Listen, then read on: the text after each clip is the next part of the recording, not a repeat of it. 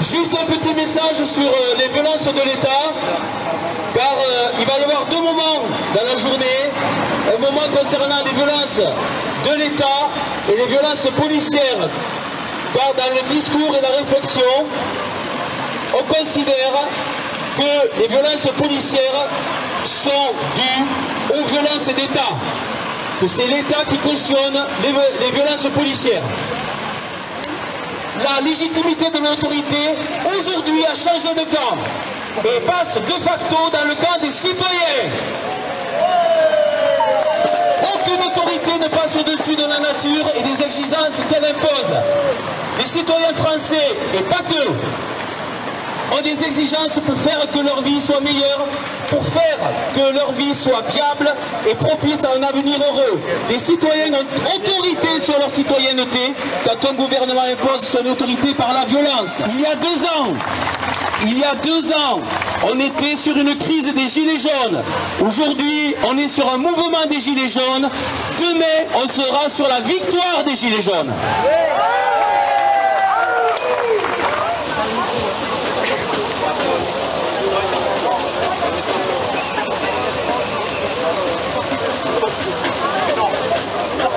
Depuis plus de 20 ans.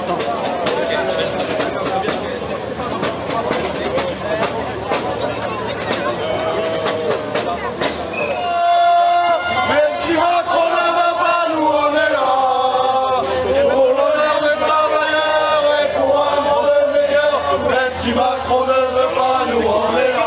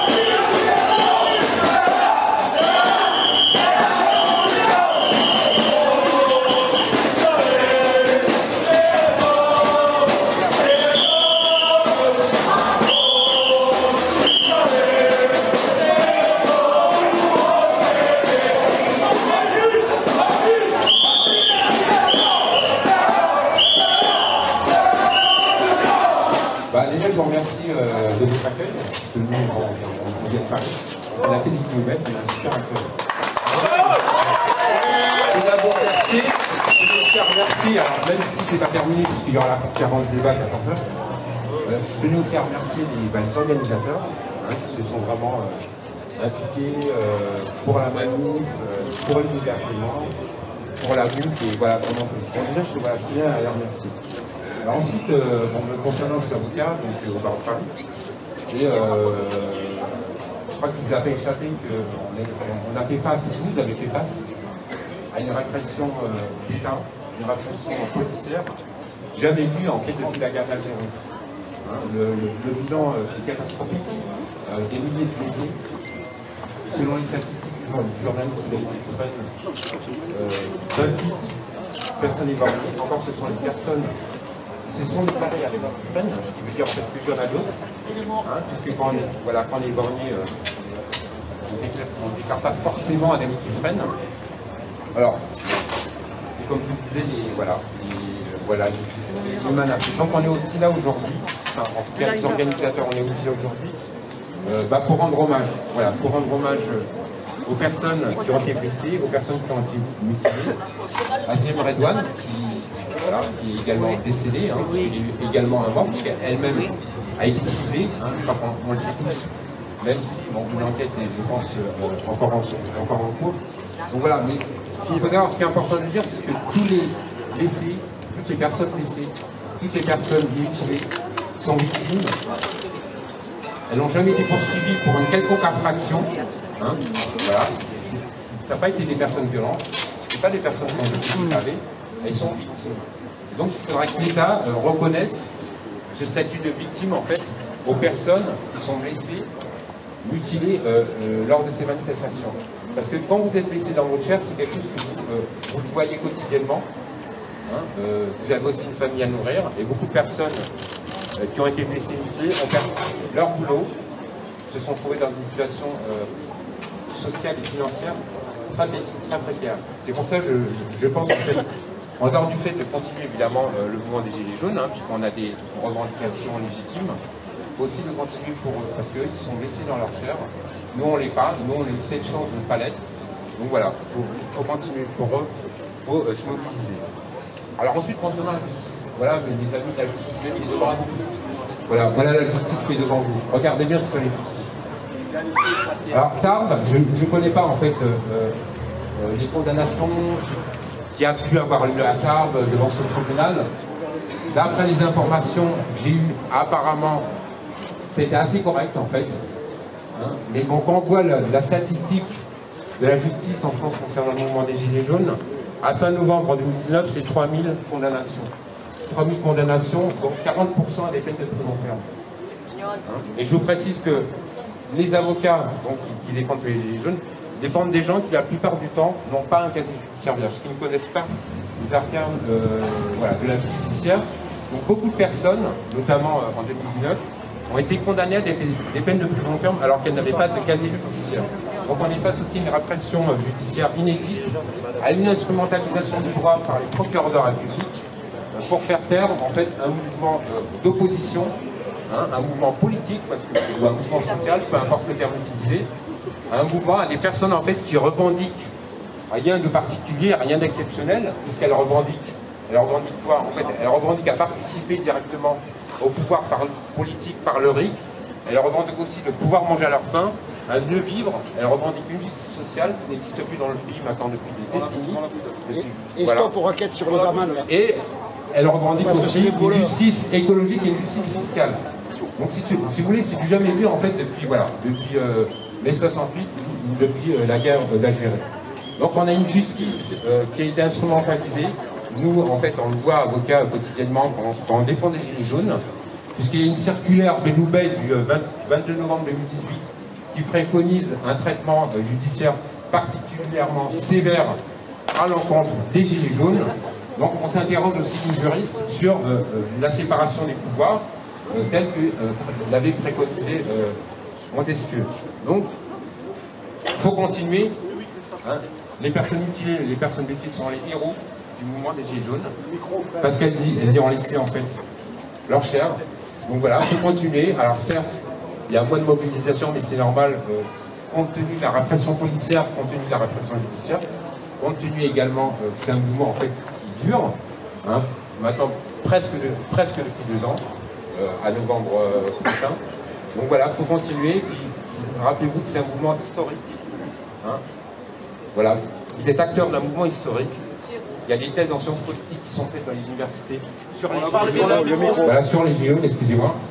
Voilà, il y a des ouvrages. Il est aussi important en fait de faire des assemblées citoyennes, de faire des groupes de travail, puisque de toute façon, à un moment donné, et ça j'en doute pas, votre travail portera ses fruits. Alors peut-être pas lors de votre vie, mais en tout cas, vos enfants, je pense, en profiteront et vous en remercieront. Voilà ce que je vais dire, les quelques mots que je vais dire.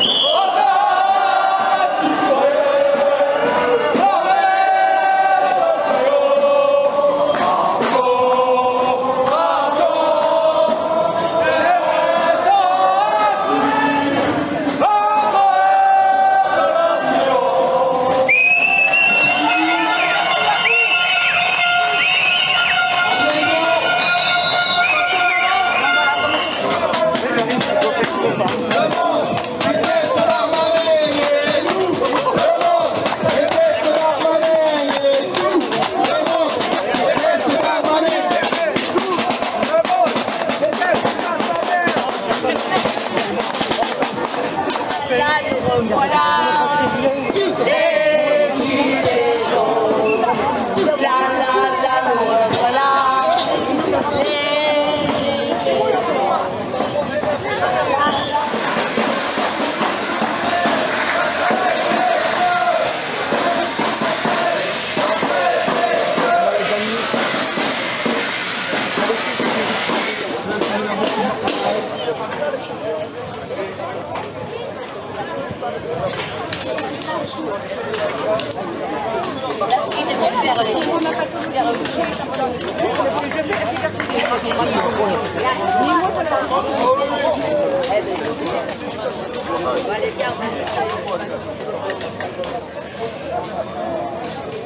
Bienvenue à la place des droits de l'homme, à la Bourse du Travail à Tarbes.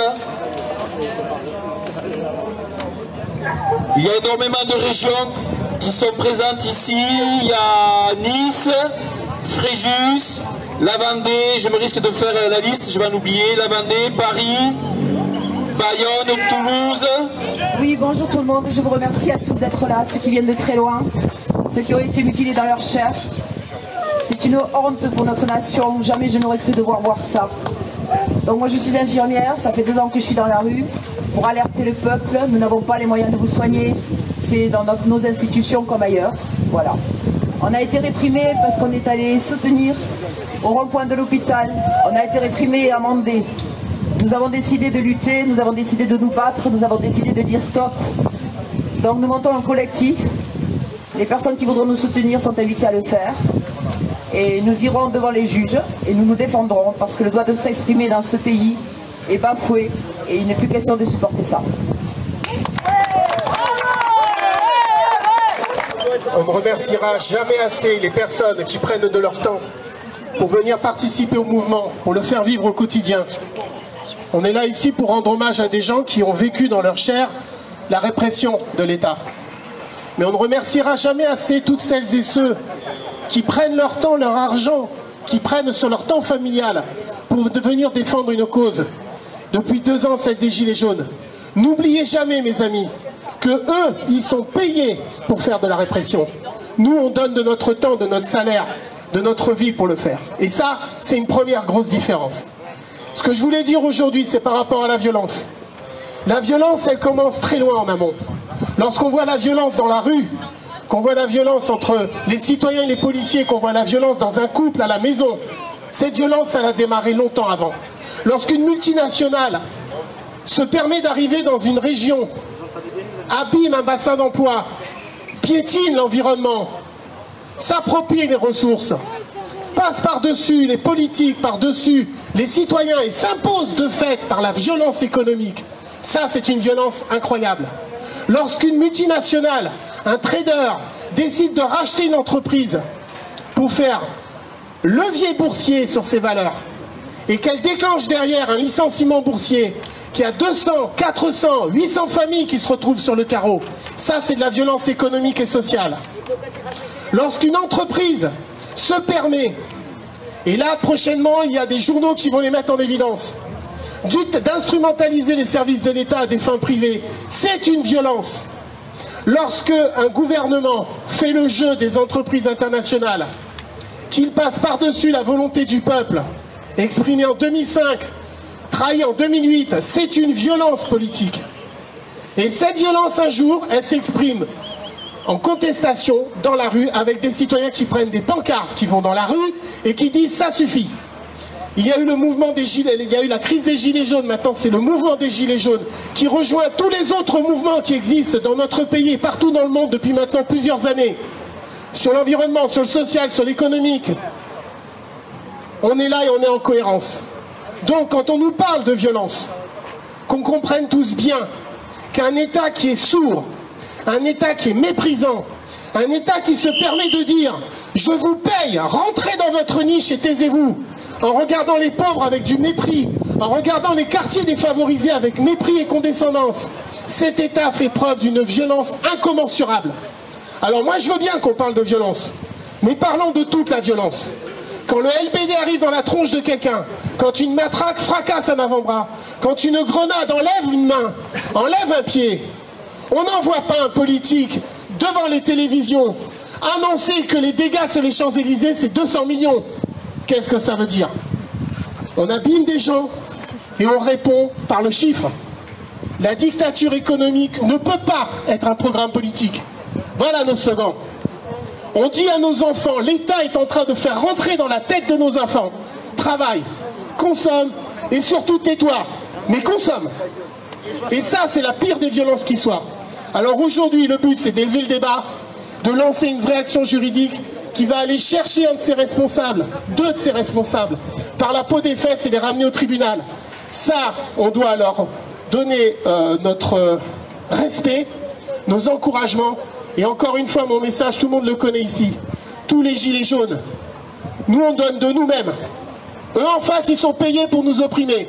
Ça fait déjà une différence. Merci à tous d'être là.